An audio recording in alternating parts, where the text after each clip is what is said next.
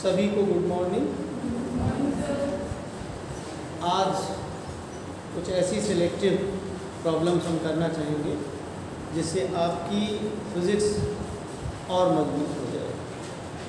उसी क्रम में ये अपने कंजर्वेशन लॉज के अंतर्गत law of conservation of energy से संबंधित एक प्रॉब्लम यहाँ ब्लैक बोर्ड पर लिखी हुई है, जो कि जेसी उपाध्याय वाली बुक में अनसॉल्व पेपर में लिखी हुई है और डीएस माथुर में सॉल्व की हुई है। ये अच्छी प्रॉब्लम है जिसमें आपको फोर्स और पोटेंशियल एनर्जी के संबंध को समझने में मदद मिलेगी और कुछ उससे संबंधित जानकारियाँ किसी इक्वेशन से कैसे निकाली जा सकती वो सीखने को मिलेगी। तो सबसे पहले हम लोग प्रॉब्लम को समझते हैं। पोटेंशियल एनर्जी की बात करने से पहले हम ये कहें, एक प्रॉब्लम है। प्रॉब्लम किसकी है?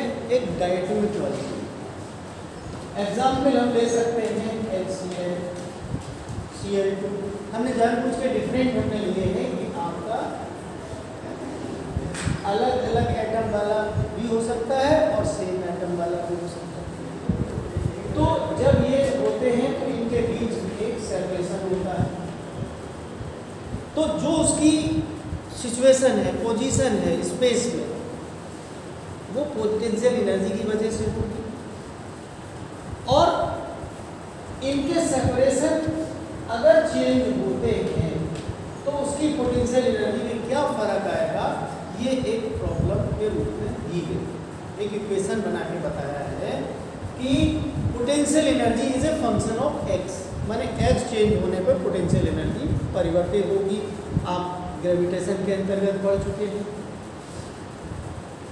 हम HCl या Cl2, O2, NaCl कोई भी मॉलिक्यूल कंसीडर कर सकते हैं जिसमें दो एटम होते हैं।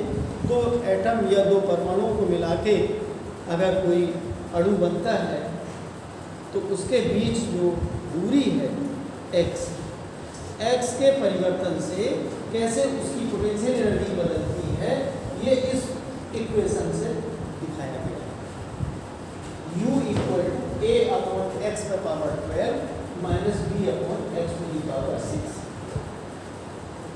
जहाँ पे a और b कॉन्स्टेंट्स हैं जो कि पॉजिटिव है, नेगेटिव नहीं है, और जो x हमने लिया है जिस पर डिपेंड करती है पोटेंशियल एनर्जी, वो distance between the two atoms, ये x है। तो एक बार फिर प्रॉब्लम पढ़ लेते हैं, तब प्रॉब्लम आपको समझ में आएगी। The potential energy function for the force between, इसके लिए दो एटम्स के बीच में फोर्स के लिए two atoms in a diatomic molecule can approximately be expressed as, ये एक्सप्रेस किया जा सकता है।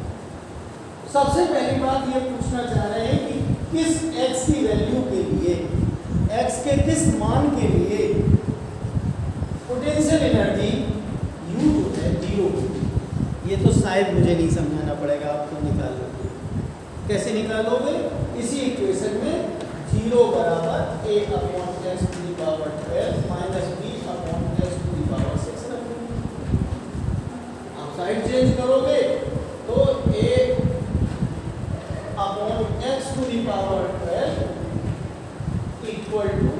b/x⁴ 6 से ये पावर कम हो गई 6, तो b/x⁴ = a या x⁴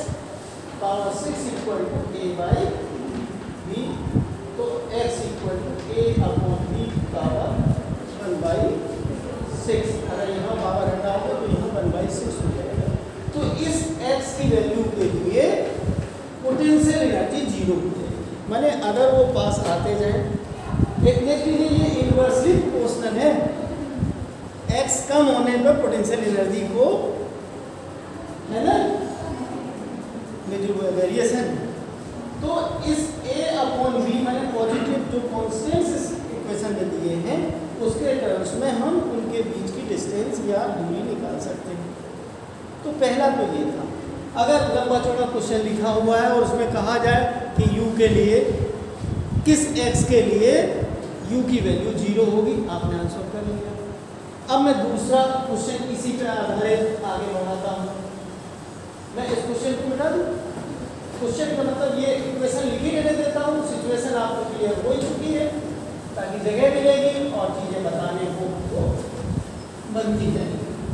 मैं आपको एक चीज़ याद दिलाना चाहता हूँ आगे बढ़ने से पहले, ये इक्वेशन फिजिक्स के पॉइंट ऑफ व्यू से बहुत इंपॉर्टेंट होती है। F equal to minus value ये 3 डायमेंशन में होती है, और अब 1 डायमेंशन जैसे इसमें x दिया जा रहा है तो F equal to minus du upon dx आप याद रखेंगे, क्योंकि आपने पहले क्वेश्चन में पोटेंशियल एनर्जी की बात कर ली। नेक्स्ट जो है क्वेश्चन पोटेंशियल एनर्जी से संबंधित दिया जा सकता है, उससे फोर्स निकलवाए, वो सबसे ज़्यादा इंपॉर्टेंट होता है एग्जाम के लिए। तो देखते हैं इन्होंने सेकंड पार्ट में क्या पूछा है। सेकंड पार्ट में what value of x is ux minimum, अभी फोर्स पे नहीं पहुंचे हैं, ux मिनिमम है वो किस वैल्यू के लिए होगा।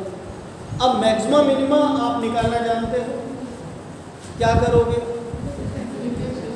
v अपॉन dx निकालोगे, क्योंकि x का फंक्शन है जिस पे वैल्यू 0 आएगी, यानी इसको आप इसका d अपॉन dx निकालोगे।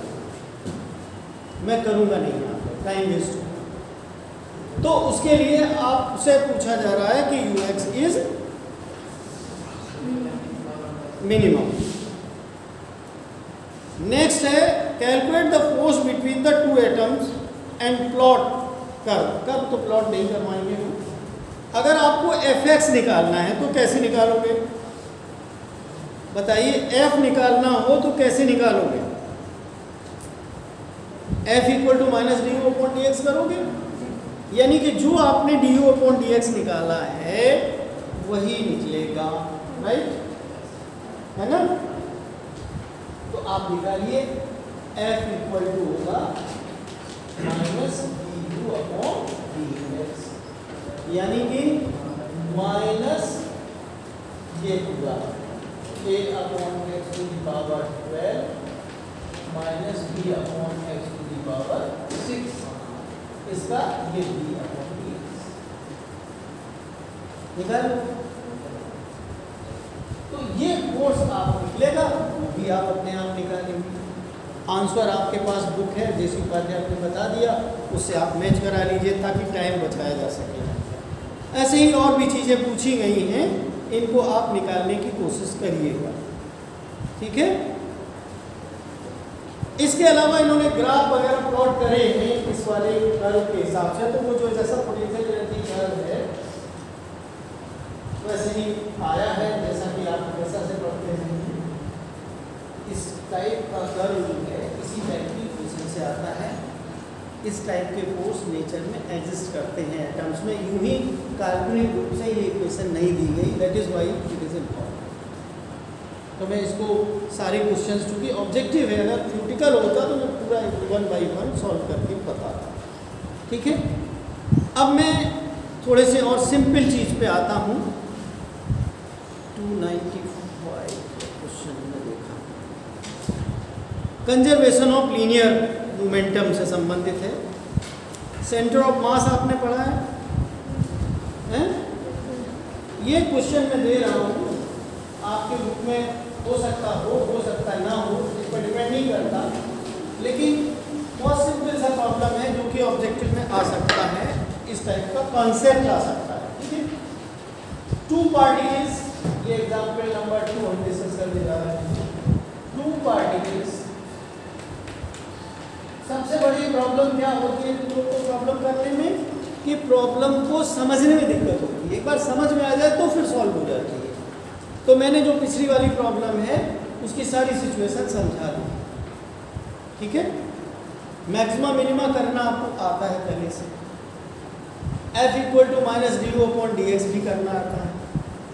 इसके अलावा अगर आपसे जैसे मान लीजिए फ्रीक्वेंसी वगैरह निकलवाता उसी वाले पिछले वाले के साथ, तो क्या होगा, आप सिंपल हार्मोनिक मोशन से मैच कराते हैं, F equal to minus d x, मतलब एक जनरल वे में बता रहे हैं। जब प्रॉब्लम सॉल्व करनी होती है तो इस तरीके से फंडामेंटल दिमाग में है तो होते चलेगा। Two particles of masses 100 gram and 300 gram,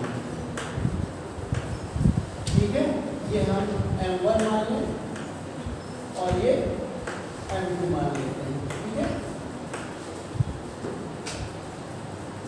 Have at a given time position, जो पोजीशन है वो है स्पेस में 2i cap plus 5j cap plus 13k cap, इसकी पोजीशन वेक्टर है, ठीक है। और दूसरे की है वो है -6i cap plus 4j cap -2k cap, right. ये तो उसकी पोजीशन हो गई, आर वेक्टर्स हो गए, ठीक है। और वेलोसिटी वेक्टर्स भी इसने दे दिए हैं। m1 मास का जो वेलोसिटी है वो 10i cap -7j cap -3k cap, और इसका है 7i cap -9j cap plus 6k cap. और एक्चुअली ये सारी चीजें, ये मासेस जो है किसमें दी हुई ग्राम में, और इनकी यूनिट है सेंटीमीटर पर सेकंड, और ये इनकी पोजीशन सेंटीमीटर, ठीक है। अब हमको निकालना क्या है, instantaneous position of centre of mass. पहला, अगर ये दो वेक्टर्स दिए हुए तो ये वेलोसिटी देखने की जरूरत नहीं है, सिर्फ इन्हीं दो से आपका सेंटर ऑफ मास निकलेगा। तो सेंटर ऑफ मास अगर निकालना हो तो क्या फॉर्मूला होता है, m1r1 plus m2r2 upon m1 plus m2।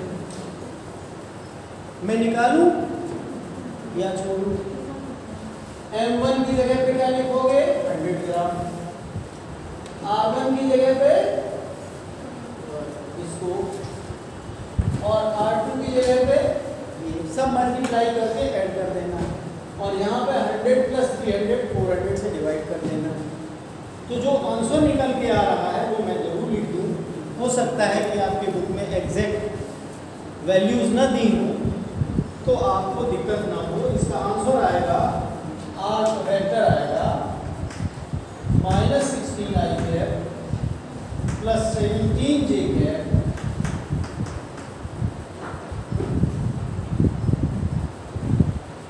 Plus 7k cap into 1/4, नहीं लगा, ठीक है, सेंटीमीटर। और ये सारी वैल्यूज कहाँ से नापी जाती है, फ्रॉम दी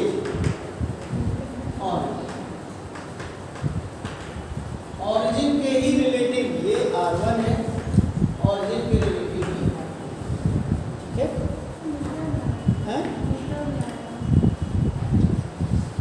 एक्चुअली हमने CGS में दी है सारी वैल्यूज, ये हमने तो ध्यान नहीं आ रहा है, ये देखो ग्राम लिखा है, वेलोसिटी भी सेंटीमीटर पर सेकंड है और ये सेंटीमीटर। हो सकता है डिफरेंट आपकी बुक है तो हो सकता है यूनिट बदली हुई हो,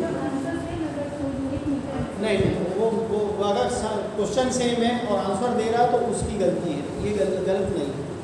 आप खुद करके देख लीजिएगा, जब ये सारी वैल्यूज रखोगे, जब हमने यूनिट चेंज 100, देखिए जो जहाँ तक 100 वाली बात है, 100 देखिए जब यहाँ पे 100 से मल्टीप्लाई हो रहा है तो ये नीचे भी तो 100 वाले जीरो तो कैंसिल हो ही जाएंगे, तो वो मीटर में हो ही नहीं सकता। इसलिए मैं कह रहा हूँ आप कॉमन सेंस से सोचो भाई, m1 में जब वैल्यू आप रखोगे कि 100 इंटू ये 300 इंटू ये, तो ये जो दो जीरो 100 को आप कॉमन निकाल लोगे, यहाँ भी तो 100 कॉमन जाएगा, तो कहाँ से इतनी एक्स्ट्रा जीरो आ जाएंगे कि वो मीटर में आपको दिखाई देगा। तो they may be wrong but this book is not wrong because we have checked properly, dimension के हिसाब से, यूनिट के हिसाब से सब कुछ चेक कर लिया है। कुछ देखिए, एक होता है कॉमन सेंस, ब्रेन होता है, कुछ कैलकुलेशन बिना कैलकुलेशन करे ही कैलकुलेशन हो जाते हैं, उसी को फास्ट कहते हैं, है ना। तो ये हमने आपको बताने की कोशिश करी है। तो ये सेंटर ऑफ मास आया। सेकंड में velocity of centre of mass पूछा गया है, तो कैसे निकालोगे? इसको मैंने पढ़ाया है क्लास में। Velocity of centre of mass को क्या हमने पढ़ाया? बिल्कुल सिमिलर फैशन में निकलता है। VCM equal to m1 v1 plus m2 v2 upon m1 plus m2। बस अब क्या, पहले ये वेक्टर इस्तेमाल करे थे, अब ये वेक्टर, चूंकि v1 और v2 ये गिवन है, तो बिल्कुल सिमिलर फैशन में जब आप निकालेंगे तो इसकी वैल्यू आएगी, इसका भी आंसर आएगा -3i cap minus 2j cap मिला लीजिए प्लस 9। उसमें भी आंसर रोल दिया है क्या उसने? डिवाइडेड बाई 4, या सीधे मैं बाई 4 लिख देता हूँ, है ना? ये सेंटीमीटर पर सेकंड दिया आंसर भी नहीं। हाँ तो उनकी गलती है, वो पता नहीं 100 कहाँ से बनाए ले रहे हैं।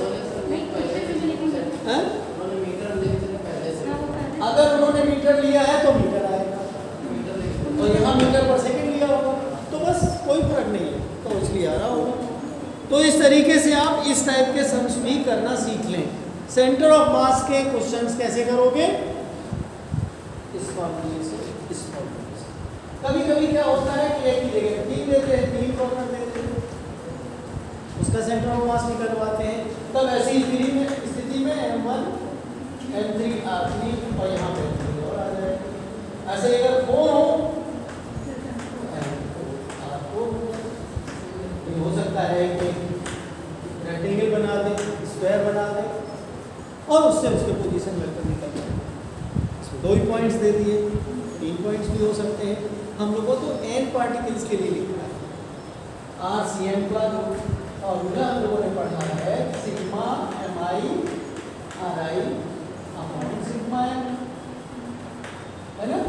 I equal to 1 to n। तो I की वैल्यू जो है 1 to n होती है। n की वैल्यू 2 पार्टिकल भी हो सकते हैं, 3 भी हो सकते हैं, 5 भी हो सकते हैं, 10 भी हो सकते हैं। लेकिन मोस्टली जो प्रॉब्लम्स होती हैं ज़्यादा 6 साइड वाले हेक्सागन तक पहुँचती हैं, कभी उसके आगे, और वो भी DSC लेवल पे नहीं पहुँचेगी। सिविल सर्विसेज में भी हेक्सागन नहीं निकलवाएंगे, हो सकता है निकलवा दें, या तो जो है RT वाले पूछ सकते हैं और या फिर सिविल सर्विसेज वाले, लेकिन DSC लेवल पे 1 2 3 4, है ना? इस तरीके से आप करेंगे।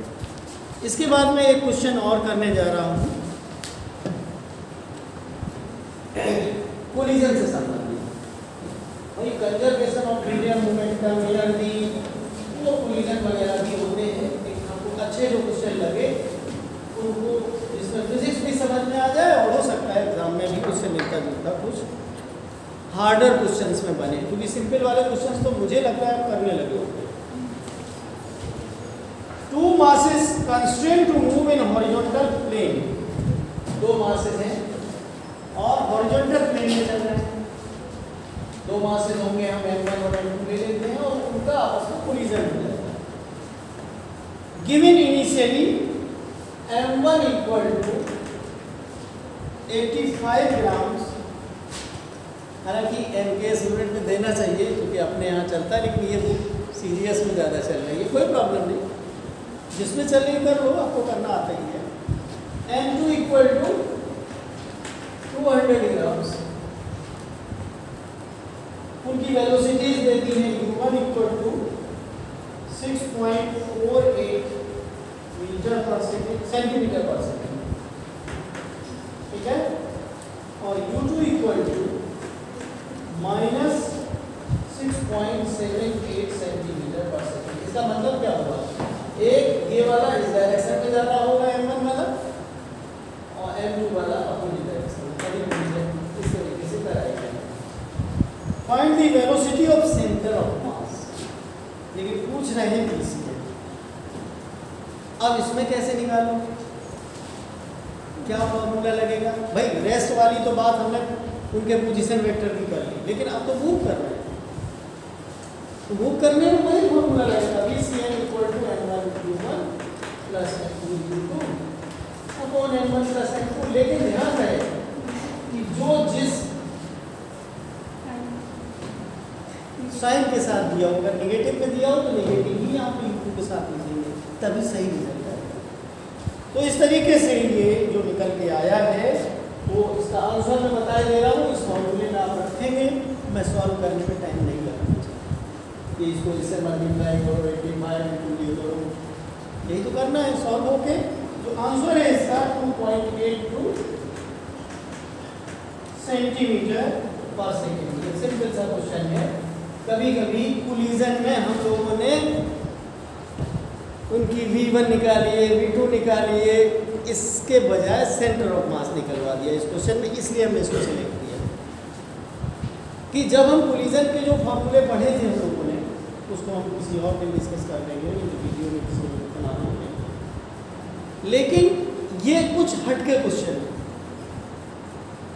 कि दो मासेस हैं जो कि अपोजिट डायरेक्शन में चल रहे हैं, ऐसा कहा नहीं गया लैंग्वेज में, लेकिन जो उनकी जो न्यूमेरिकल वैल्यूज हैं उनसे डायरेक्शन के साथ जब बात कर दी प्लस और माइनस, तो इसका मतलब है कि दे आर अप्रोचिंग,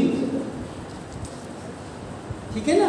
अब अगर इसमें वेलोसिटी ऑफ अप्रोच निकलवा दिया जाए, जैसा हमने पढ़ाया था, वेलोसिटी ऑफ रिसेशन निकलवा दिया जाए, अप्रोच का मतलब है बिफोर कोलिजन जो उनका डिफरेंस है, और आफ्टर कोलिजन जो डिफरेंस है उसको कहते हैं रिसेशन, ठीक है। उसमें मोमेंटम कंजर्वेशन प्रूविंग तो आप पूछी ही नहीं जाएगी, इलास्टिक कोलिजन है अगर वो आपस में चिपकती नहीं है बॉडीज, ठीक है।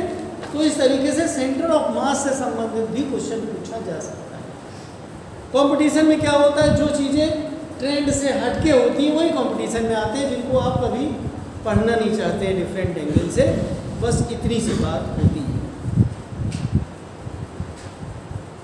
मैं अब एक और क्वेश्चन लेने जा रहा हूँ और मुझे ठीक लगा है ये क्वेश्चन, रॉकेट से संबंधित है, रॉकेट प्रोपल्शन से संबंधित। छोटे छोटे क्वेश्चन इस टाइप के भी आ सकते हैं आपके, उसमें रॉकेट प्रोपल्शन से संबंधित है। क्वेश्चन पहले देख लीजिए। एक रॉकेट है, उसका जो मास है, mass of the rocket, mass of the rocket equal to 20 kg, ये kg में दिया, and fuel mass of the fuel, mass of the fuel FUEL, rocket propulsion से संबंधित है, रॉकेट लॉन्च किए जाते हैं उससे संबंधित है, वो 80 kg कह रहे हैं, 180 kg, 180 kg। The exhaust velocity of fuel is, exhaust velocity of fuel, आपको पढ़ाया था मैंने, ये फ्यूल्स निकल रही है नीचे से और इसको हमने शायद DE बताया, एग्जॉस्ट से E लगा दिया, तो ये जो है DE जो है, DE है 1.6 किलोमीटर पर सेकेंड। इसका मतलब आप क्योंकि एम्पियर्स में बनाएंगे तो पहले से लिख लीजिए 1.6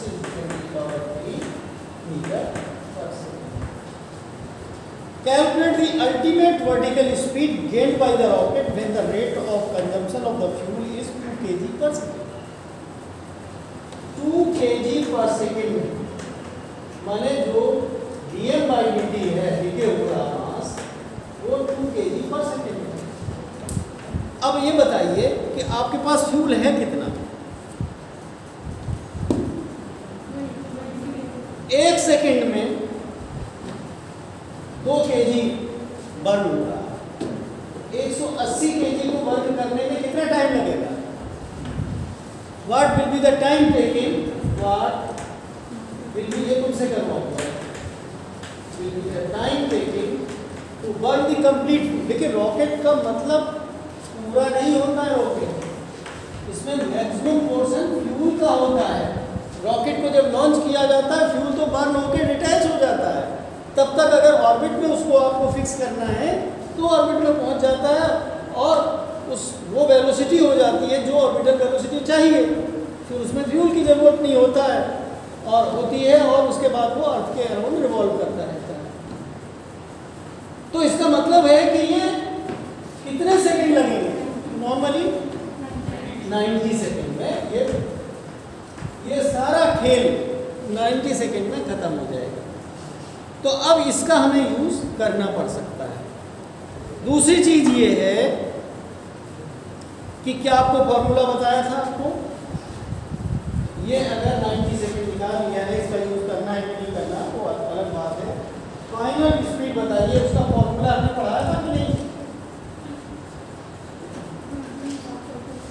VE log m0 upon n, यही तो आपको पढ़ाया था। m0 का मतलब है कि जब शुरुआत में टोटल मास फ्यूल को मिला के, तो फ्यूल को मिला के मास आपको यहाँ ध्यान रखना पड़ेगा। रॉकेट का मास अलग दे दिया इसमें, ये ध्यान देने की चीज़ है, और फ्यूल का मास अलग।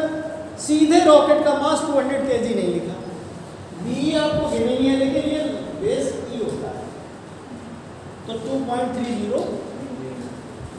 तो अब इसमें जब वैल्यू रखोगे, बी कितना दिया 1.6 इंटू 10⁻⁻3, ये माइनस साइन तो इसका द्योतक है कि अगर ये हम माइनस लेते तो प्लस हो जाएगा। तो ये 1.6 into 10⁻+3 into 2 into log 200 upon final mass कितना होगा भाई? रॉकेट का मास जितना होगा उतना ही बचेगा 20। अब ये बेस 10 है, ये 100 लॉग 10 कितना होता है? तो इतना ही आंसर आना चाहिए। फाइनल वेलोसिटी इतनी है 2.3026 इंटू 1.6। इसको जब कैलकुलेट करोगे तो इसका आंसर आएगा 3.684 इंटू 10⁻³ मीटर पर सेकंड। ये किसी ऑर्बिट में तो पहुंचेगा नहीं, सीधी सी बात।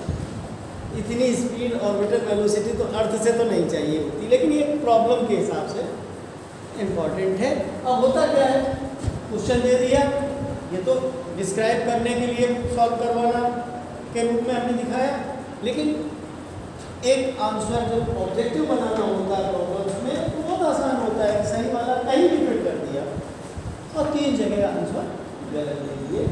ये मीटर पर सेकंड है, लेकिन ये अच्छा नहीं लग रहा है तो आप किलोमीटर पर सेकंड में भी आंसर गिवन हो सकता है। 10⁻³ साफ साफ दिखाई दे रहा है, क्योंकि उसने जो एग्जॉस्ट वेलोसिटी है वो किलोमीटर पर सेकंड में दी है। तो आंसर जो है इसमें हो सकता है, अगर फ्यूल कितना बर्न कर रहा है ये आप निकाल रहे हो, ठीक है।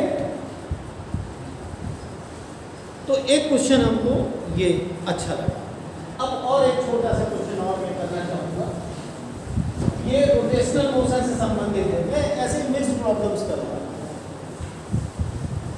छोटी छोटी प्रॉब्लम्स इंपॉर्टेंट हो जाती हैं। A torque of 1 newton meter, torque दिया हुआ है 1 newton meter, sorry newton meter, is applied to a wheel of mass 10 kg। कोई पहिया है और उसका पहिए का जो मास है ये व्हील है, और इसका जो मास है वो है 10 kg,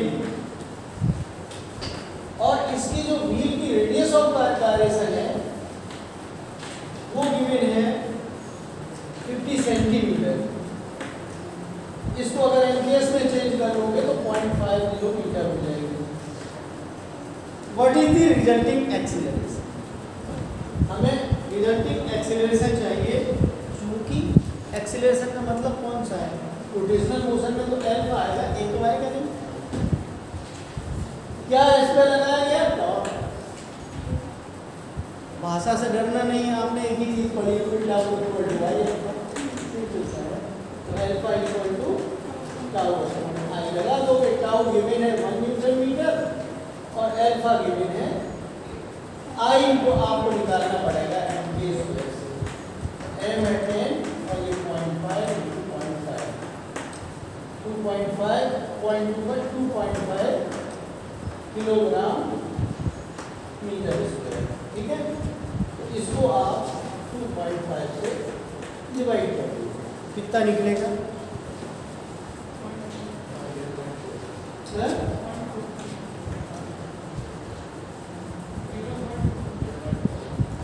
अब हम -1 लगा देते हैं इसमें, और क्या करें, 1/2.5 है तो ये, या इसको सीधे 0.4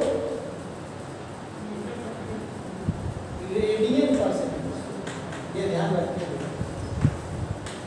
अल्फा जो है इसका मीटर थोड़ी है, एंगल तो रेडियन में बताया जाता है, तो रेडियन पर सेकंड।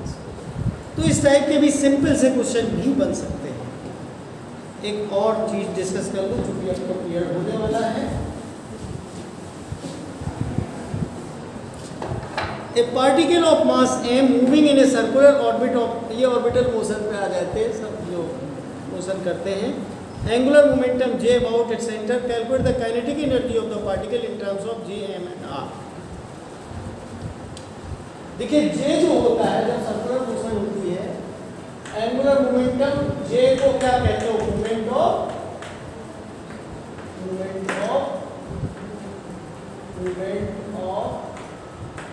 Linear momentum. बस इतनी सी बात बतानी है, 2 मिनट में हो जाएगी।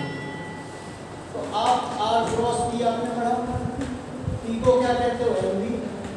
तो इसका सिंपली फॉर्मूला जब उसका सिर्फ हम मैग्नीट्यूड की बात करें तो सिंपली mvr हो जाएगा। क्या हो जाएगा? mvr। ठीक है, यानी जो वेलोसिटी निकल के आएगी वो क्या हो सकती है? j/mr। समझ आ गया? अब अगर काइनेटिक एनर्जी निकालनी है आपको, तो काइनेटिक एनर्जी का फॉर्मूला अभी हम इस रूप में रट लीजिएगा, ऑब्जेक्टिव में इस टाइप की चीजें आप mv² लिख सकते हो ना, v को तो आपने लिखा हुआ है, तो half m into j²/m² r², इससे स्क्वायर चला गया तो ये हो गया j²/m। Are you clear? तो j²/2mr² के रूप में भी काइनेटिक एनर्जी को लर्न कर लीजिए। मैं यहीं पे बात खत्म करता हूँ। कुछ प्रॉब्लम्स मौका मिलेगा करूँगा।